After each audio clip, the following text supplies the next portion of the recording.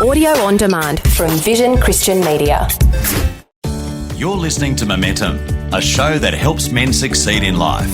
And as we delve into this week's topic, a reminder that some of the content may be of a sensitive nature. Now, here's your host, Des Kennedy. Hi guys, welcome to Momentum. It's great for you to join us this week.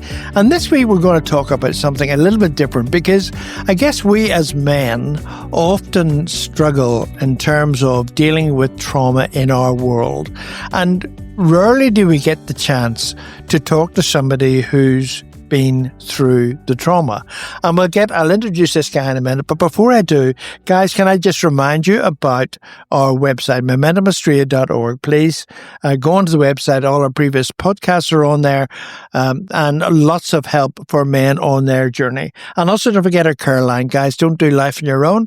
If you need a safe and confidential conversation with somebody you don't know who you can talk openly about your world, 1-800-000-MEN. That's 1-800-000-636, available from 9 a.m.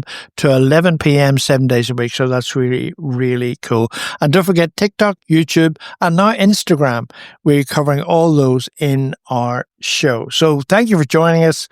If you feel like donating to this ministry, you can do that on our website. So just mention that as well. Now, today, we've got an amazing guy with us. And this guy I've known for quite some time. I've interviewed him before. And the reason why he's on the show is because he has lived what we're talking about. And that's key. We don't often get the chance to do that. This guy lives in Port Macquarie, and his name is Mike Woof. Mike, welcome to Momentum. Thank you, Des. Man of few words again. Mike's a great guy, and you know, he's going to be open and raw about some of the things that's happened in his world. And you know, it's a brave thing you do. So thank you for being brave, and thank you for being so open. So starting off, in your childhood, you grew up in Sydney, and you were part of a well-known organization called Exclusive Brethren. Yes. And Exclusive Brethren is known as, in these days, they're looked down as a cult. Yeah. Very strict, very orthodox, very traditional, evangelical church organization. Controlling organization, yeah. Talk a little bit about that, because I mean, that you became a Christian when you were 4. As part of that organization. So tell us what it was like growing up in that sort of situation. I guess when you're tiny, when you're a child, that's all you know. Yes, that's true. You don't know any different. Anything else. Yeah. And so I wouldn't describe that growing up in that environment as traumatic. Right. Because you know, you got to hang out with friends. Yeah. You know, church was kind of all the time. Yes. You know, you always had places to go with people who you knew. Yeah, who were part of your extended family. Part of the extended family, part of the church. You know, and I got to hang around with people who, you know, if somebody needed a house, you would build a house. Right. If somebody got married, you would build a house for them. Wow. You know, the Brethren Church in that concept, they don't carry debt. They look after each other. They care for each other. They exclude themselves from the world. Yes. And one side of that is really cool in terms of the fact that, you know, they do help each other and they do support each other. But the other side, of course, is that they are hands off from everybody else, including their family who aren't of the same. Yeah, exactly. Yeah. And when you leave there, you can't go back there. Yeah. And so, you know, in my early life, my parents decided to leave, and so we left and had to, you know, we moved from Nelson Bay to Sydney and started a new life. Yeah. And, you know, my father got a job with Taubmans and with the paint people, and we shifted. We then started going to a Baptist church. Yeah. And so there was this real disconnection between, you know, all of a sudden you're in a completely new place. You know, you didn't go to the same school anymore. You didn't go to the same group of, the same people at church. Yes. You just left. Wow. And it's like black and white, isn't it? Yeah, that's right. Yeah. And, as a kid, you probably don't recognize it until you get older. Yes. Yes. That caused some issues. Yeah. And, a lot of tension in my house between my parents. My mother found it very difficult in that Orthodox environment. She was a very creative person. And so there was a lot of butting heads. Actually, you don't even think about that in terms of, the Exclusive Brethren or any similar sort of organization. I mean, I grew up in the Brethren, which is similar, but different in terms of the control. Yep. But in many other ways, identical. But the creative side is interesting. I mean, my mom was creative too, and she struggled with, the open brethren even. Yes. Like your mom did with the Exclusive Brethren. So there you were coming out of that movement and then found yourself in school, in a Christian school. Yes. And this is a tough area for you, and I acknowledge that, and I would just want to thank you for being so open. But in that environment, you suffered abuse. Yes. Would you like to tell us about that? Or Sure. Could you tell us about that? Look, it was in year 11. I was 15, going on 16. And there was a young guy in our school, in my class, who had come from another school, and he was, it's probably difficult to explain, except afterwards you recognize that he was operating as a pimp for a serial pedophile. Mm. And what he would do is befriend kids in our class, and so that he could get a weekend off being abused, he would take other kids. Yeah. And so used various hooks. The hook he used for me was I was into woodworking. Yeah. And so this friend of his was a real woodworking guru and had lathes and, different woodworking equipment. And so that was the way he got me to go and have a sleepover at his place. And when we got out to John's house, he said, actually, my parents are away and we're going to sleep at Eddie's house. And so that's what we did, went and slept at Eddie's house. And it kind of felt a bit uncomfortable, but, I was a long way from home, so you go with it. And so that's how that all started. And that was, a very difficult time. When you're just starting to understand who you are as a man, yes, early teenage years, and this guy was well practiced. Yes, he knew what he was doing at this. Yeah, absolutely. Yeah. And so, he went through a whole series of things about, how that part of Penrith, there was a lot of crime. And so he'd installed bars on the outside of the windows. And, there were deadlocks on the doors and the windows. And once he'd locked all those, he put the keys in a safe. And so... You were trapped. Yes. Yeah. Wow. So we don't need to talk about the actual trauma that you went through, but what we do want to talk about is you were a young Christian. You got saved at 4, but obviously in terms of understanding your faith and your relationship with God, how did you reconcile that? How did you stay strong in your faith, given the guilt surrounding that? The ramifications of all that. How did you manage that? I think, it's really something you never get over. Yes. That's true. It's always going to be with you, isn't it? Yeah. And you make life decisions based on trauma. Yes. How you respond, how you react. Yes. The only way that I've managed to survive, if you like, is to keep going back to God. Yeah. It sounds pretty, What does that look like in your case? What does that mean? Is it prayer? Is it a deeper relationship with God? How does that look for you? To be fair, I've never been much of what I would consider a prayer. Right. But I probably talk to God a lot. Yes. For a long time, I would go to sleep with headphones on, listening to some worship music. Right. Surrounding myself with good people. Yes. Those things are so key, and we underplay them.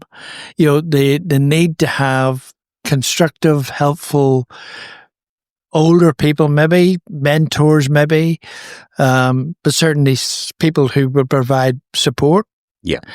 Having those around us when we're dealing with trauma is so, so important. Absolutely. And you did that in your case. Yeah. Yeah. And so you talked about your relationship with God and how that helped you through that trauma. Tell us a little bit more about that, what that actually looked like for you. Because again, the reason why I'm saying that is guys will be listening and they have their own trauma, whatever that looks like in their world, but they don't know how to deal with it. They don't know, what does it mean to have a conversation with God in that context? Yeah. It's I've never read a book, right, in my life, and so how I absorb information is listening to the Bible. So I used to have the Bible on CD. Well, I used to have it on tape originally. Oh, right, and then on CD, and so sometimes to get through the day, all I do is put that on in the background and listen to the Bible. So I might have listened to the Bible 40 or 50 times right the way through. Right. And that is, there are times when you don't have, lots of times when you don't have the answers for things. Yeah. But somehow that information gets embedded in your brain. Yes. And you go back to that thing. Yeah. Remembering, so many things God says, Jesus says, and I keep coming back to that place going, you know what? Tomorrow I'm going to go and have a sleep, and tomorrow I'm going to wake up. Yes. And God says, my mercies are new every day. Yes. This is, it's not finished yet. Yes. Things can change, things can get better. Trauma, even the word trauma sounds traumatic, right? Yes. Yes, it does, yeah. There's something about it that, has this embedded feeling about it. And what I've had to learn to do over the years is, remove some of the feeling side of it and go back to what the promises of God are. Yeah. Wow. That is so good. That is so good. And guys, if you're listening, we're going to take a short break, but that is such sound advice. Have the Bible in your mind, spend time reading the Bible, spend time talking to God, because, those things will come back to you and support you and keep you as you're going through, coming out the other side of whatever your trauma is in your world. Having that relationship with God and understanding His Word are two absolutely key things.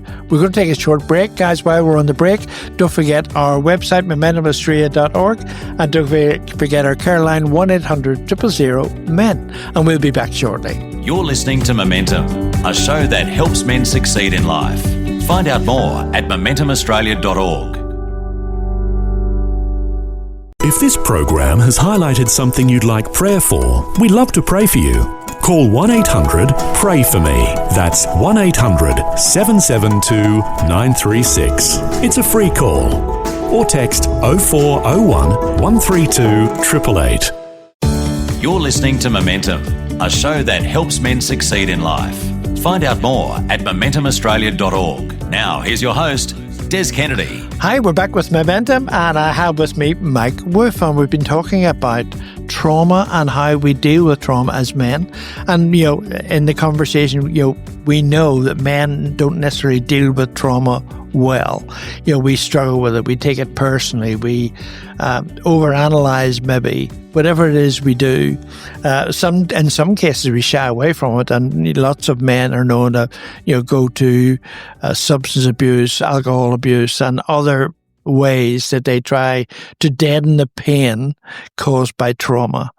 And so, Mike has, in the first half, talked about, some of the stuff that went on in his world, and it's real.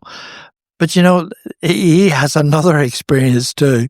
He was running this timber business in Warhope, and I let Mike tell the story of what happened in the timber yard. Sure. Yeah, look, we were making restaurant interiors out of solid timber. We had a sawmill and kiln dryers and lots of machinery and all those kind of things. And, and I preface this story with, the hope that we have in God that He has things under control, and, things that we think are kind of random that happen to us, traumatic things, that God can use all of that stuff for His glory.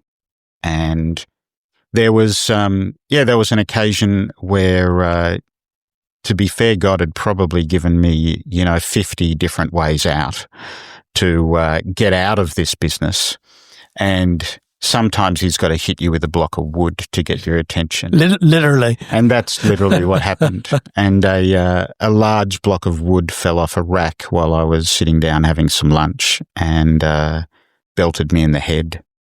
And I ended up in hospital and, had a fair bit of physical trauma from that. Yes. But also a lot of mental trauma. And it made me very angry and, sense of hopelessness, and led me even to attempting to take my own life. And I took 300 Nurofen tablets one afternoon and woke up. That must be enough to kill you. Yeah, it is. Yeah.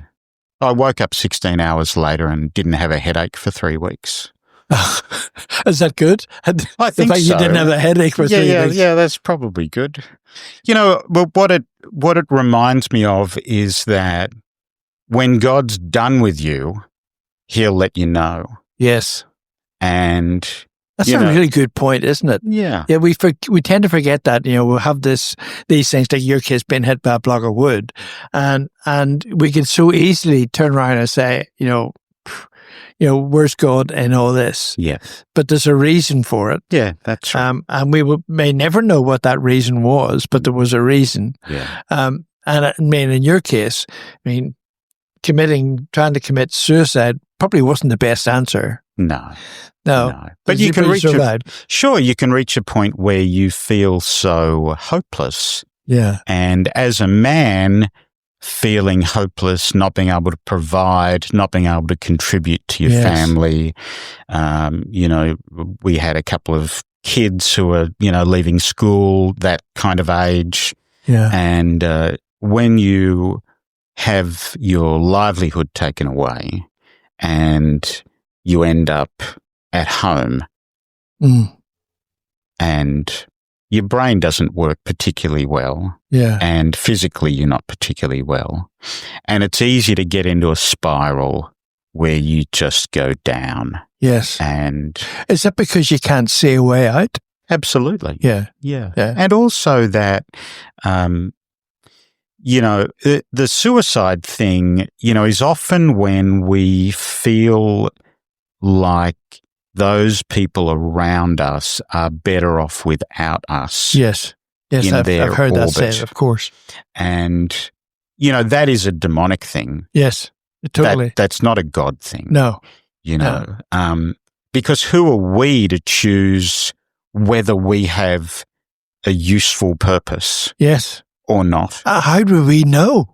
We have no idea. Yeah. And God might be keeping me alive just to talk to one person. Yes. Yes. There's so much evidence, even in recent times, someone who spoke to Billy Graham, who got him to a meeting, who gave up his seat so he could sit down, or, there's things like that any of us can do. People call it serendipity. Yes. But it's not. It's actually God intervention. Isn't that right? Yeah. Look, I have a little thing, where a coincidence on top of a coincidence on top of another coincidence, by the time you get to the second or third coincidence, then it's kind of in the God territory. Yes. And so if we look at our lives and the amount of things that the world would call coincidence is something that I call tuning the cogs, God going, you know what?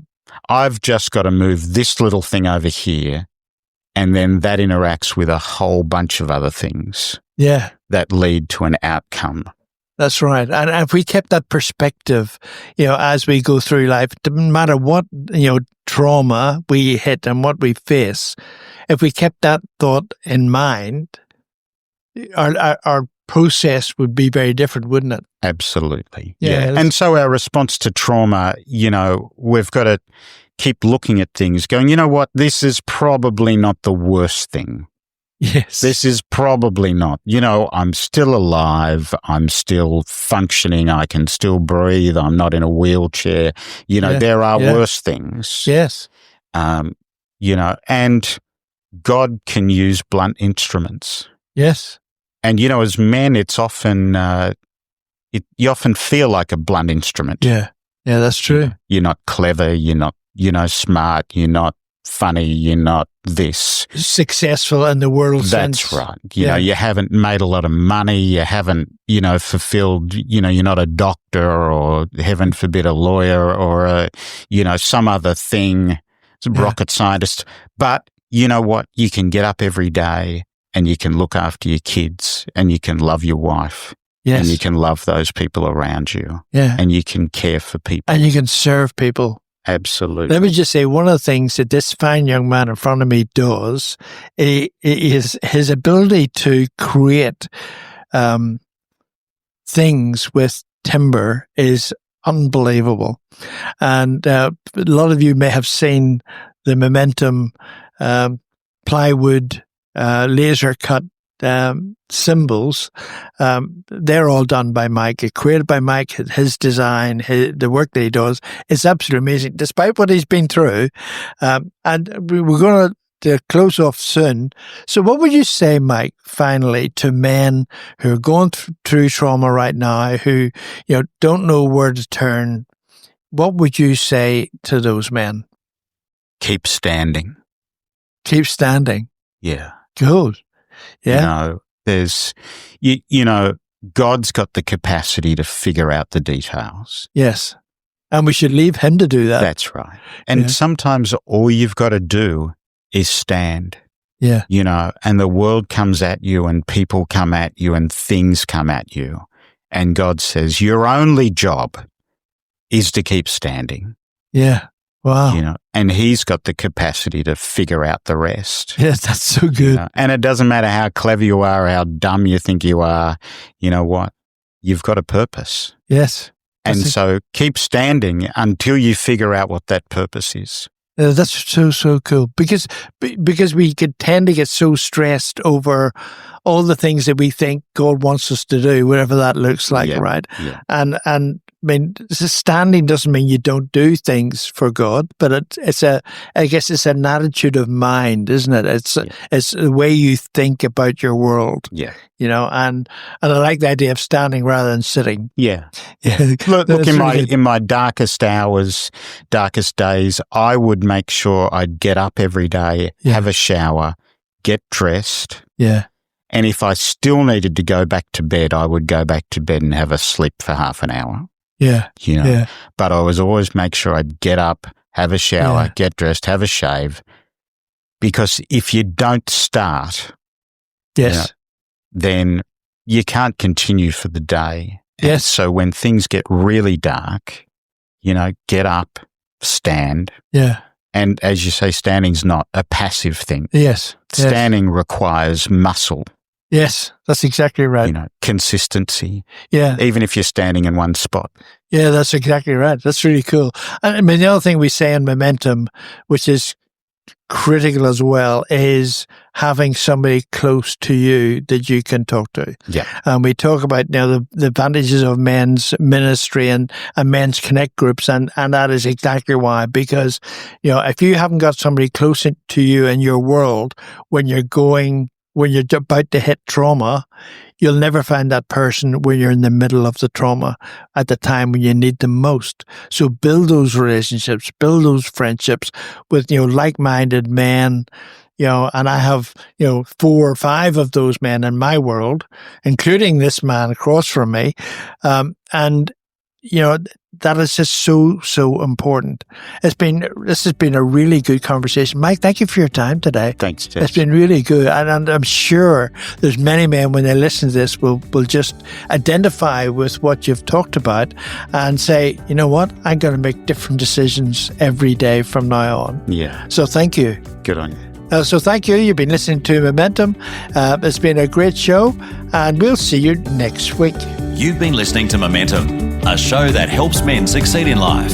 For more information or to hear this week's show again, go to momentumaustralia.org. You can also access a whole range of resources to help you on your journey and to get in touch with the team at momentumaustralia.org.